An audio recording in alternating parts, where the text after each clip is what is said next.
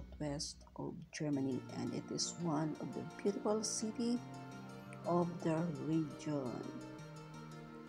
So, isa siya sa pinakamagandang syudad ng Black Forest.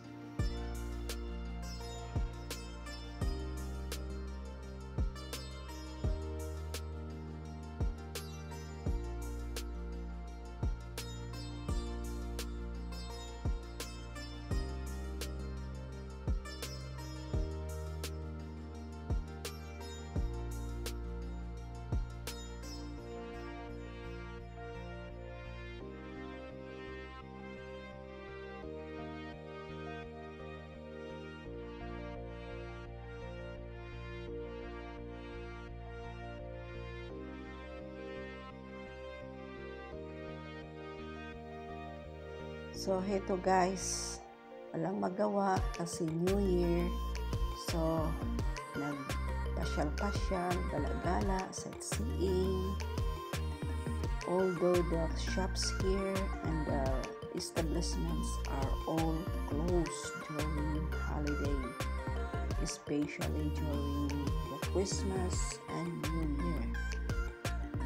So, you can see some people are roaming around, just only sightseeing because most of the shops are closed. Only the Chinese restaurant is open in this area.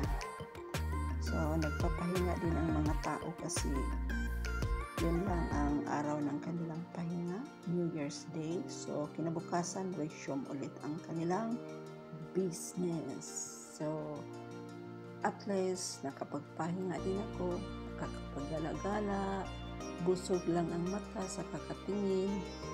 So at least, I visited the city and I captured the beautiful views and I shared it here in my blog so that you can see the beauty of this beautiful city.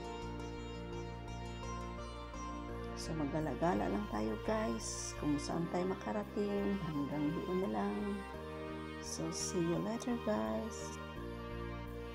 So guys, mag-ikot-ikot lang ako dito, tingin-tingin ng magandang building para maipakita ko sa inyo ang kagandahan ng kanilang mga building. So iyan ang typical German building at iyan naman ang common design in the European building. The European building are almost the same. So basta within European, so pare-parehas lang ang mga disenyo, mga design ng mga buildings.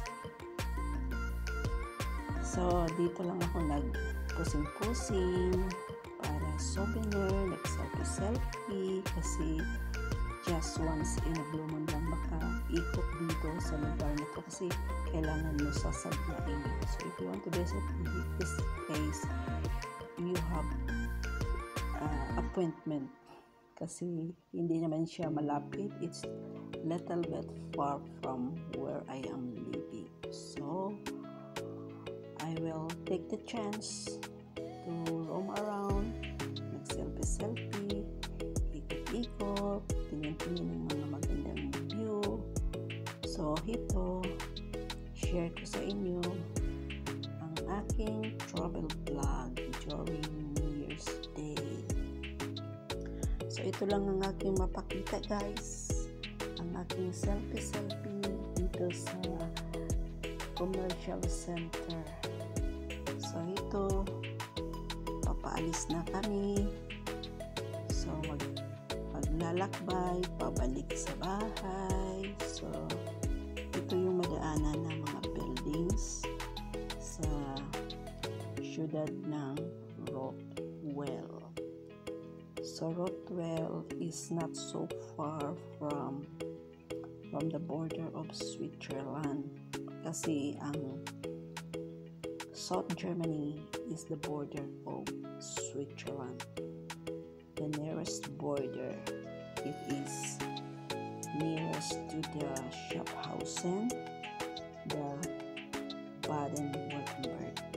So ito yung pinaka-syudad ng South Germany, the Rottweil City. Sana guys magustuhan niyo itong aking travel vlog. I hope guys you will find this travel vlog interesting, and I hope you will give a comment for this travel vlog. If you like it, just leave a comment, share this video, and if you are new to Telsa Vlog, please do subscribe and click the notification bell so that you will be updated with my new vlogs. Look at the beautiful buildings. This is the commercial area. The buildings are painted very colorful, and the design are so unique. So that is the old buildings, and it is still existing. Kasi sa Germany, ang mga buildings nila ay pinipreserve. They preserve their culture and heritage. That is why the buildings from the past until at present the same as it is.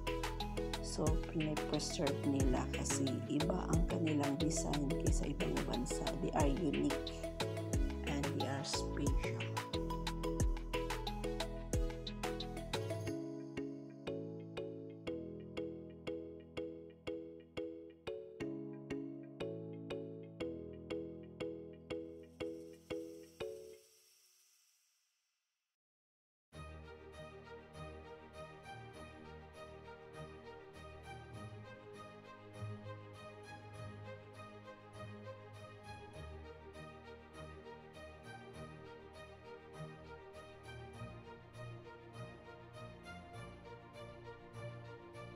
God, this coffee shop is closed here because it's